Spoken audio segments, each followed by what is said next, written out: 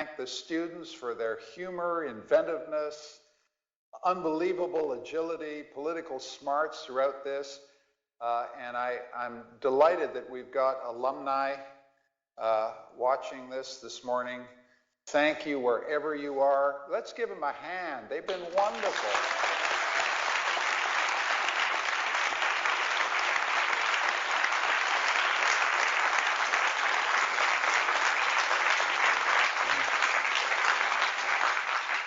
Because this is just before Easter, the purpose of this meeting is to bring you up to date, to outline our strategy once again, and to answer any questions. Watching us is our very own Chairman of the Board of Trustees, our very own Wizard of Oz.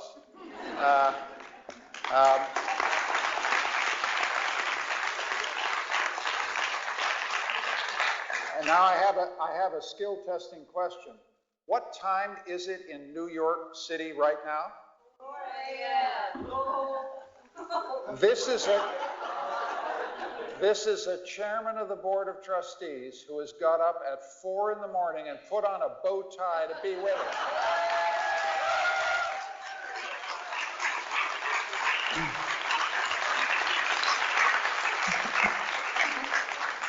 Let me take you through where we've been. I think this is a university that has been through an experience absolutely unprecedented in Europe since the Second World War.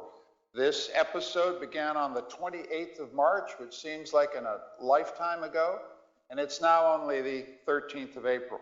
But in that time, we've mobilized incredible support from the government in Washington, from the Department of State. We've mobilized incredible support from the Commission in Brussels, from parliamentarians across Europe. We've mobilized the support of the German president, the chancellor's spokesman. We've had support across the political spectrum in Germany.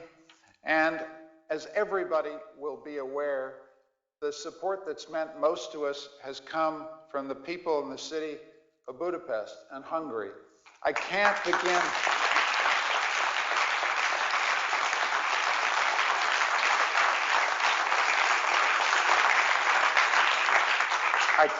begin to explain when I travel how important the support of our citizens of Budapest has been. We're a university where people have streamed past our window defending the cause of academic freedom. You have to be made of stone not to be deeply moved by that support. We've not solicited it, we've not organized it, we've just sat there and been the happy beneficiary of the affection of a city. And none of us who've been through this will ever forget what Budapest has done for us.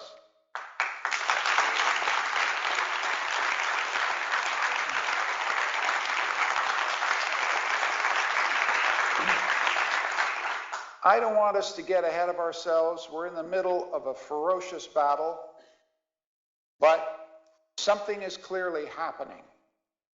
Last week, Minister Balog said publicly the aim of the legislation was to shut CEU down. This week, ministers of education are saying, let's talk and start dialogue. Last week, the Prime Minister of Hungary said we were cheating. This morning, the Minister of Education said there are no irregularities in our file. So, folks, things are changing out there. Now, their message changes nearly every day, but our message stays the same. And our message has been very, very simple throughout. Our home is in Budapest. We did nothing wrong.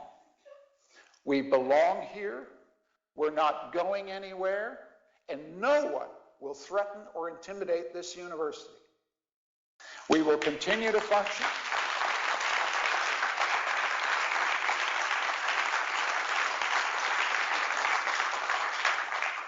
We will continue to function. Our programs are uninterrupted. No, students, you can't get out of those papers. PhD students can't get out of your oral exams. Professors have to finish that article. You got that conference paper, you got to get it done. We're doing what we do every day, and we're continuing uninterrupted.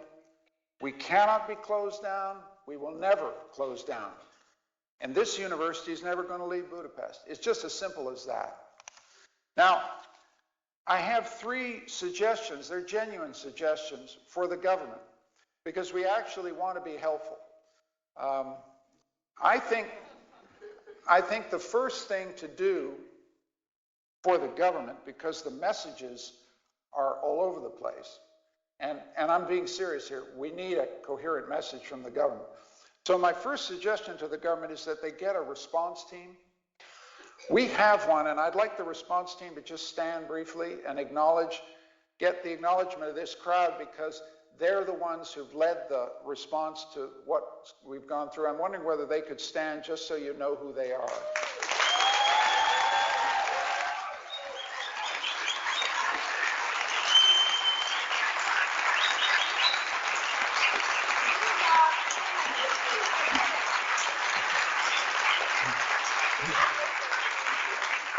Because I have such becomingly modest colleagues, 3 of the most important members of that response team are sitting beside me: Eva Fodor, Joel Denyady, and Livia Mate.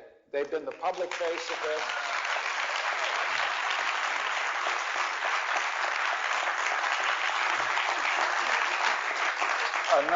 Another absolutely crucial figure in the response team has been our very own Leon Botstein, who's watching, and I hope in a minute we'll have something to say, but he's been absolutely crucial in all our battle, and I want to thank him publicly on your behalf.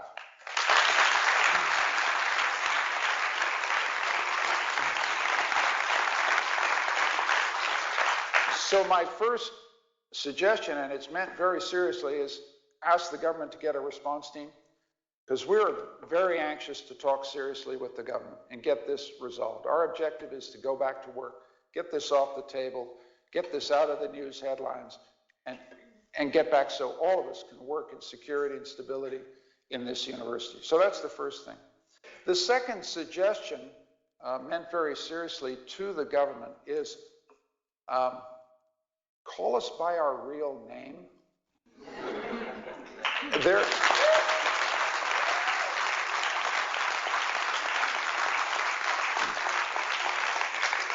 I was looking around on the websites, on the Google and all this stuff, and I was trying to find this place called Soros University, and I'm darned, I can't find it anywhere. I don't know what they're talking about. There's a university, and we know its name. It's called Central European University. It's where we live and work. It's the university we defend. And so everyone is insulted when we're not called by our proper name in our ordinary lives. This university is insulted when it's not called by its proper name. Now, the third point, and this is my last one, because it's Easter, I had this kind of idea I wanted to share with you. Yesterday, when I discovered that a senior caucus leader of the government party called us a phantom university, unquote. And so my thought was that we should have an Easter egg hunt. I don't know whether this is a custom in every country, but an Easter egg hunt is where you put eggs out and children go around trying to find the Easter egg. And it's a wonderful custom that I had in my childhood and with my own children. So I was suggesting to the caucus leader that he join us on an Easter egg hunt in the university to find the phantom university, because we want to help them in any way we can. I would like to, look under my own desk in my office and see whether the phantom university can be found. The serious point here is that there's no phantom university. Unlike an Easter egg hunt, there's no Easter egg to be found here. There's one university. It's called Central European University. It's been here for 25 years. It's going to be here for your children and grandchildren. And we want this to be a university where anybody, those who like what we do, those who don't like what we do, those who've been to a university before, those who've never stepped through the doors of a university, come through the door at Natter 15 and always feel welcome. And they come to debates that are free. They come to debates where they'd agree with some of what they hear, disagree with some of it. We talk freely and openly. That's what openness means. And that's the university we're fighting for and defending. That's the university that will always have its doors open to our colleagues and friends in Hungary. That's the university that has stood with other universities and is deeply grateful for the support we've had across the spectrum of Hungarian higher education. That's the ideal we're fighting for. A university whose doors are always open, a university that welcomes debate, a university that's not a phantom university, a university that's committed to freedom. So, I've said what I had to say. Some of my colleagues may want something to say, but I'm just hoping if Leon, who is now, it must be 4:10 in the morning, wish to say something to a group of people who hold you in the highest esteem, whether you could just say something to us, that would be great. And then I hope my colleagues might have something to say, and then we'd have time for some questions. Thank you. I want to join. Can we unmute? Can you hear me? Leon, we can't hear you. Can you unmute your button? I am unmuted. You can't hear me. I am unmuted, but. Try now, Leon. Can you hear me? No. All right. Leon, we're extremely sorry for technical reasons. We can't hear you, which is, I think, a first. The thing about Leon Botstein is you can always hear Leon Botstein. And we want to convey our affectionate regards to you and thank you for your presence. I think because of the technical reasons, we'll have to move on to other things. But if you can stay with us through the meeting, that would be terrific. There was one thing I forgot to add, and that's very important. Today, authorities from the Hungarian Accreditation Office will be visiting us. And I want it to be very clear, this is not a menacing or threatening or difficult visit. This is a standard visit. We've enjoyed excellent relations with the Hungarian authorities. We welcome their presence in the building, and I hope that if anybody, they engage you in any way, you'll be welcoming and friendly and answer any question they have, because this is a serious professional operation that they conduct. I don't know whether Jolt, who liaises with them, has anything to say about the visit of the accreditors. They're coming to see me at 2. They may come and see you. Maybe tell the group what's in store. Just very briefly, they will arrive at 2 o'clock. They will have their headquarters in my office, and then they will ask various offices within CEU to share documents with them. HR will be one of the offices, probably they approach. Library is another one. Probably they will look into the timetable and curricula of specific departments, but they will probably not go very much in details. They will not look at political issues. They will simply look whether the ordinary functioning of the university is according to the law. Liviu, did you have anything to add? Just very briefly, we are also, as you all know, starting the re-accreditation process in the United States with the Middle States, and there will be a preliminary preparatory visit soon, so everything is going ahead on that front as well. I just wanted to add very briefly to the list of thanks, and I think if we had a list of people who express support for CEU would go on several walls, we'll find a way to perhaps do it. But of all the expressions of support, I mean, all have been impressive, important. Some from Hungary have been particularly moving, like the high schools from Budapest and from other towns of Hungary. Both students, high school students and professors, universities we didn't have cooperation with, like the Universities of Arts from Budapest, and I learned with surprise and gratitude the head of the Evangelic Church of Hungary as well. So we'll find ways to thank them directly.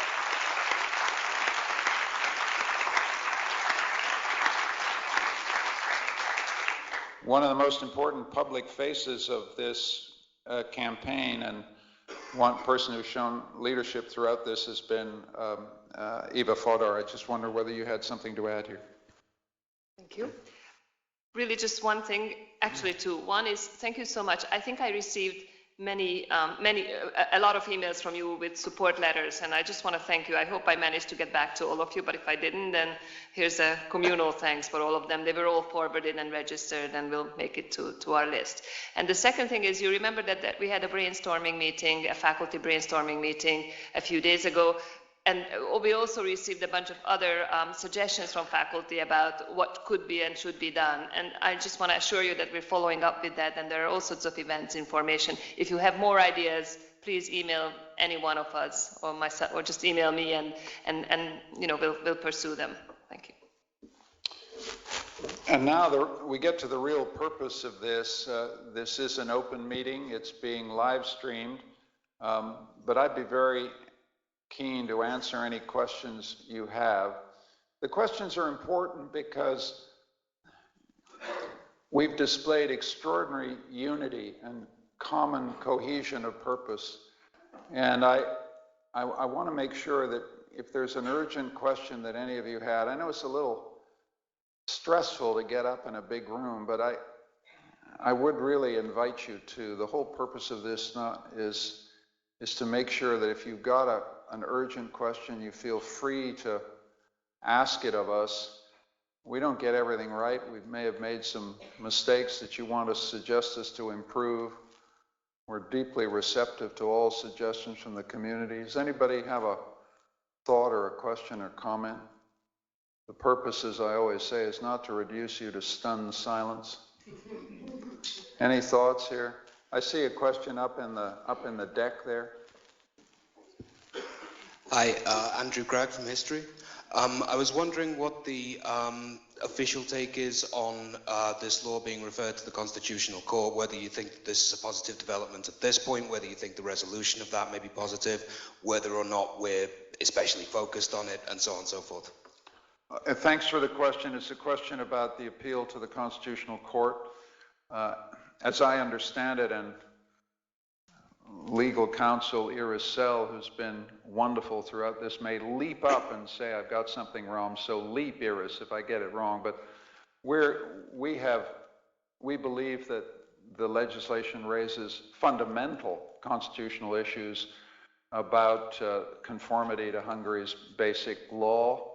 There are very strong guarantees in Hungary's basic law about academic freedom and freedom of scientific research. We feel that what's happened here infringes that. We also feel the law is blatantly discriminatory targeted to one institution, so on. And then there's some process issues. There was no consultation with us. Remember the timeline. It's very interesting. You know, they tabled the legislation on the 28th of March, and it was passed literally a week later. There's no democratic society that is democratic that does that kind of thing. If you have an issue with a government, with an institution, you consult with them, you engage with them, and they didn't engage even with the Hungarian Academy of Sciences, which is a formal requirement of this. They didn't engage with the Rectors' Conference. One of the reasons that we've had support across the board is that it was a flagrant act of disrespect towards highly respected Hungarian institutions. And so we will be taking those issues of process and substance forward ourselves. Some political parties are involved in a constitutional challenge. We have nothing to do with that.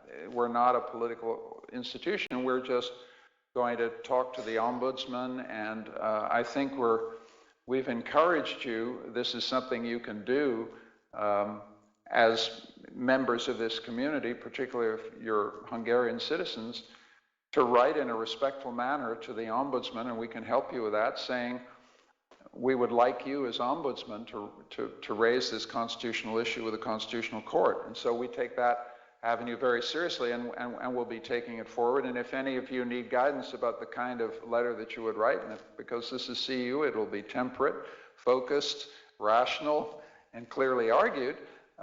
We would welcome that initiative from any member of the community, particularly those who are Hungarian nationals. I think I saw another. Yep. My name is Tamer.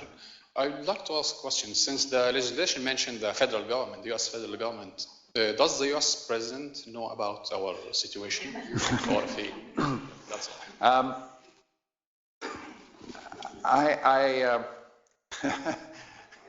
Does the president know? That's a big question. I can confirm that when I was in Washington last week, the issue of CEU has been raised at the very highest levels of the U.S. government, not simply in the Department of State, but in the National Security Council, which is the agency that directly advises the president on all these matters. And we've been given very clear assurances that Washington will not intervene to provide the U.S. government-Hungary agreement that this government originally seems to have been requiring. Washington has shut the door on that, and we can't, I can't speak for Washington, it wouldn't be appropriate, but my understanding of what they're saying is that's been very clear, and it's been repeated. As some of you may know, the State Department sent one of their most senior diplomats to CEU on Monday.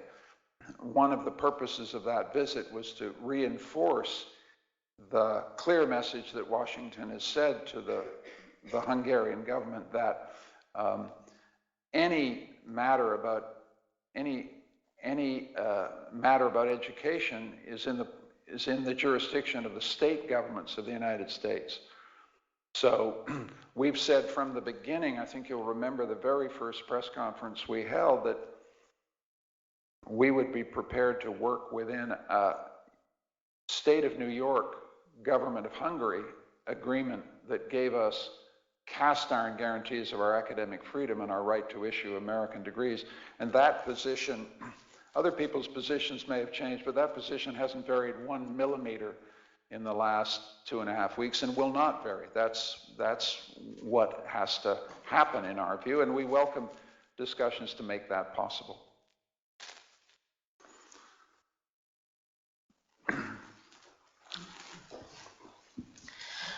Maria Kronfeldner from the Philosophy Department, and I wanted to ask, what's the timeline now for getting things off the table? The European Commission yesterday said end of April, that's when they will make decisions on the legal issues involved, right? What's the timeline here in Hungary? I at least don't understand what's coming. That's a very good question, and I can tell you that the response team, I love that word, I love having a response team.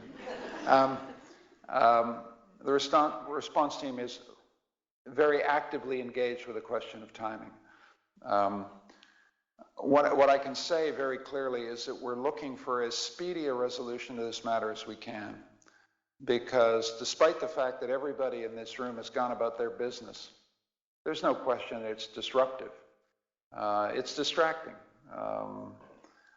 I mean, to give you the flavor of this, I actually have a book coming out, and I got my proofs. I mean, I am a kind of academic, you know, and I've got proofs. They're due Easter Monday. God almighty, I don't know how I'm going to do it, but I'm serious. It's an example of why we think that resolving this thing speedily is important, and not because of my book, but because all of us have work to do. All of us have work to do. And so that's why from the beginning we've said, let's get this out of the headlines, let's get this into a room, let's focus on areas where we need to negotiate carefully. The negotiations have to be about, they have to guarantee us a long-term stable future in this country. And that requires careful legal drafting. It requires getting us something that assures us of our future here. We actually believe, and this is important, we actually believe this is possible. As I've said to you many times, I'm not interested in glorious defeats here. You know, this is not on the table for us. We want to win this. We want to win this episode, let me put it that way. I don't like the metaphors of battle and fighting because it's not what I want to do. We want to get this matter concluded, and we want to get it concluded expeditiously, as fast as we can. And that's the message that we've been sending literally from the first moment. And we renew these messages all the time.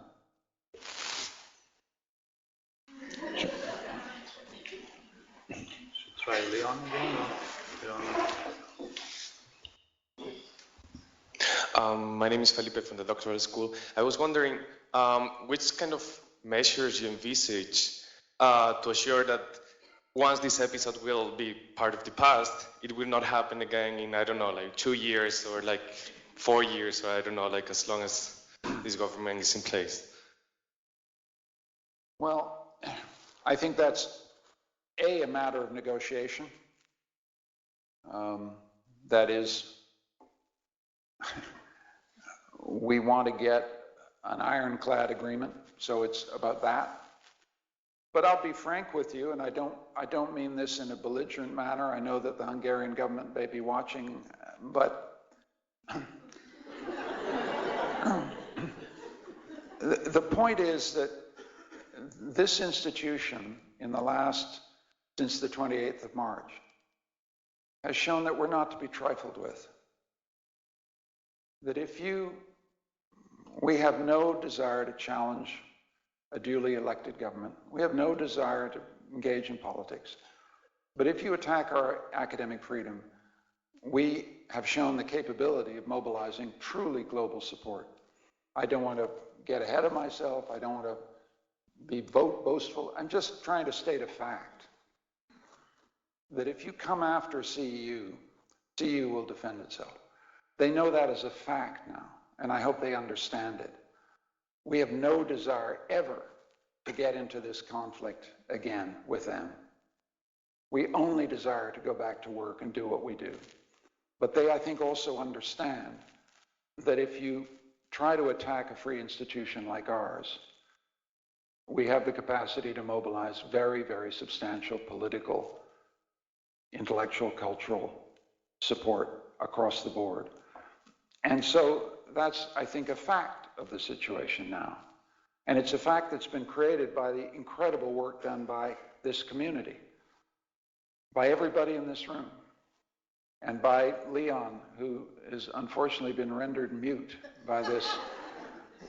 There are many things that are difficult for Leon Botstein, but being rendered mute is the most difficult.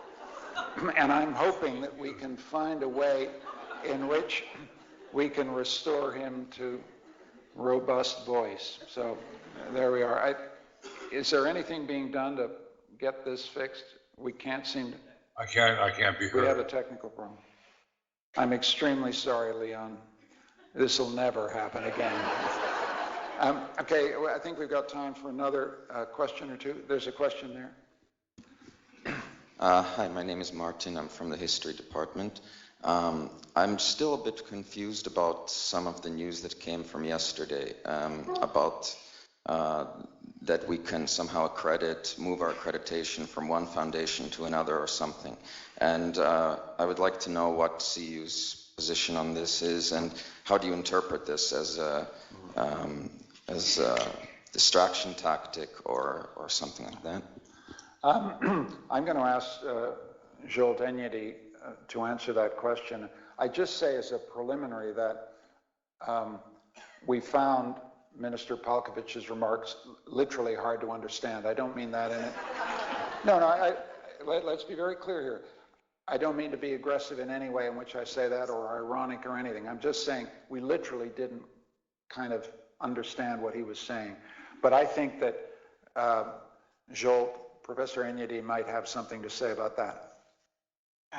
Well, our legal team is looking into this proposal, but it seems to be unlawful, and it seems to be very fragile. So it would be disadvantageous for us, even if it was according to the Hungarian law. It contradicts actually the very amendment that Minister Palkovich has prepared. So we don't understand what is going on. Maybe what they mean is that they would amend again the legislation, so that kind of very complicated cooperation would be possible, but we are not interested in that solution. We are welcoming the fact that they are brainstorming, that they are trying to find a way, but this particular proposal is not good. I think they are trying to bring Leon again.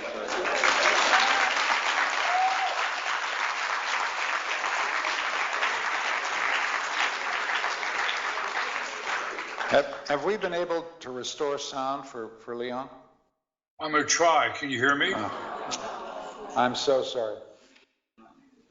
Leon, I'll make it up to you, I promise. Another question? Question here. Hi, Camilo from the Cultural Heritage Program. I'm just wondering what kind of efforts have been done or will take place to further entrench CEU in the Hungarian society, not just the higher academic community, but in larger society, so in relation to refuting some of the lies that have been being spread. Thank you. I think that's an extremely important question. And, you know, as you know, when I was inaugurated, we addressed the audience in Hungarian. We read one of the great poems of the Hungarian tradition. We had a choir from Corvinus. In other words, 6 months before this episode began, it was a priority of my rectorship to build and deepen our Hungarian identity and our connection to Budapest and to the whole of the country. And I think one of the lessons for our community from this experience has been to sit down together and think about all the ways that we could broaden that connection. If you have high school students writing in to support you, if you have universities that are under some pressure standing up beside you, it's unforgettable. And so we don't want to just let that go by and forget about it. We want to think about all the ways in which we can extend our teaching opportunities to citizens of Budapest, make our doors open for all our events, make sure, for example, that everything we do is in Hungarian. I think, I'd be frank with you, I think we've not been sometimes as sensitive on that issue as we could have been. And these are areas where there's so much more that we can do and will do. And I'd welcome all suggestions and thoughts. We've had some before the crisis began, which we're actively considering. Let me give you just the flavor of this. To make sure that our students meet Hungarian families in the course of their time here. You know, just get some pairing between, we have these wonderful students from 120 countries. We have a very generous city with fantastic people in it.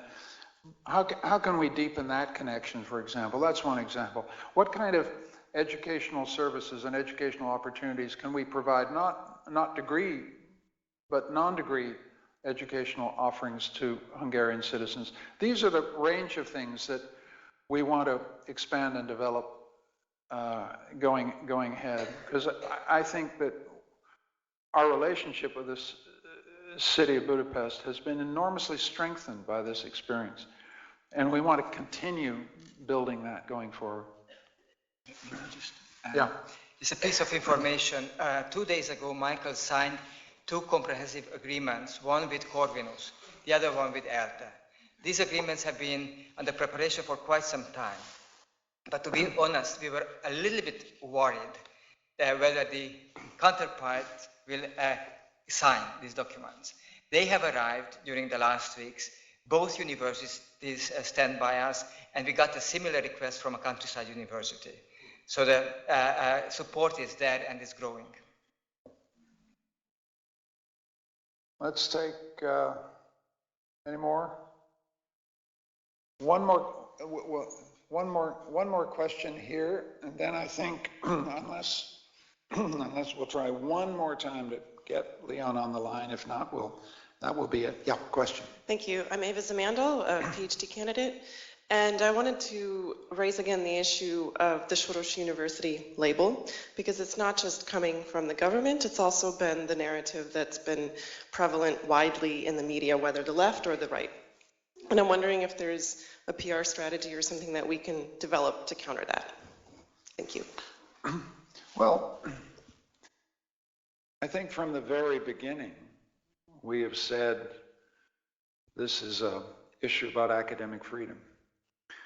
We've made it very clear that that's the issue, in fact, the issue of freedom has been the issue that I think has roused support, not only across the world, but as I've said, in this city, which is our home. And let's be very clear about this Soros University issue. What's insulting is to be called by a name that you do not have. It's insulting in your personal life, and it's insulting institutionally. But I don't mind looking you in the eye and saying that one of the reasons that we've been able to make a determined resistance is that we're a free institution, privately endowed. Academic freedom is both independence from government, but it's also independence from your founder. This is a difficult conversation to have, because we would not be in the position of strength we are without the vision of that founder. But I'm answerable, and I've always been answerable to 21 people on the board of trustees. It's one of the reasons why Leon is watching us. I'm answerable to Leon Botstein. I'm answerable to the Vice Chancellor of Oxford University. I'm answerable to the Chancellor Designate of the University of California at Berkeley. I'm answerable to the former president of Stanford. These are the people, and many other distinguished trustees, including Attila Chikan, one of the great figures in Hungarian academic life. So this is a serious institutional matter. It's not merely that they're calling us by the wrong name. They don't understand academic freedom. They don't understand what academic freedom means, which is that I'm answerable to a board of trustees whose own reputations, whose own experience in higher education is the guarantee of our independence and our freedom. And, you know, I'm immensely proud of this university's association with that great man, a great man. But I'm not answerable to him, and this university is not answerable to him. And that's a principle of this discussion. And one of the great things about this great man is that he understands that. He understands it very well. He seems to understand it an awful lot better than the Hungarian government.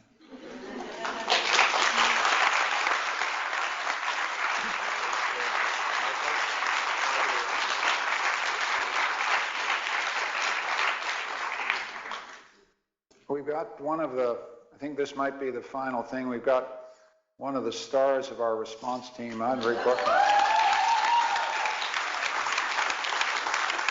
That's not why I took the microphone. I always say, and I will still say it even though I'm working pretty long days and so is my team, that I have the best job in the world. It's my job to get the word out about how great CEU is. I just wanted to briefly answer the question about the PR strategy. One of the freedoms we respect, of course, is freedom of speech. We have never referred to ourselves by the name that you mentioned, that other people might like to mention. We have mentioned it to journalists, we have discussed it. It's often at the editorial level where they say, people will read it if his name is in the headline. When we get that response, we say, we need a word in between. Founded, backed. We discuss it with journalists on a regular basis. They do understand. It's not always possible. And we have been able to get some corrections done. So it's not, what we're doing is not in vain. So if you have specific media coverage that you're seeing in your countries of origin, that are doing this, let us know. We'll try to help you reach out. But it can't be our primary activity because we got to get the news out about where we stand, what we're defending, and how great we are. Thank you.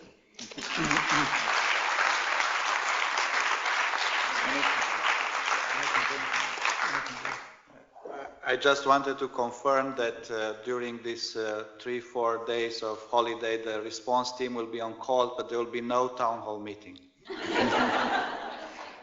Final note, and this just informational, that tonight at 5:30, we have a great political theorist, a great academic coming to visit us, Tom Cristiano from Arizona. Tom Cristiano is going to be talking about challenges to democracy. Well, what about that, eh?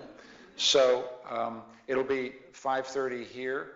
I know we're all about to break for Easter, but in my emphasis on the continuity of our operations, the fact that we keep on going, that we keep doing our intellectual and academic work, I think it'd be wonderful if many people as possible could give a warm welcome to Tom Cristiano, because he's come here. It's part of our Rethinking Open Society presidential series, and I look forward to welcoming as many of you as possible for that lecture. And then I also want to welcome you. I want to hope all of you have a wonderful, restful Easter. And thank you once again, finally, for the astounding support that this community has rallied internationally, but above all for the unity, affection, friendship, civility that you've all shown to all of us up here on the podium for the last 17 days. Thank you so much.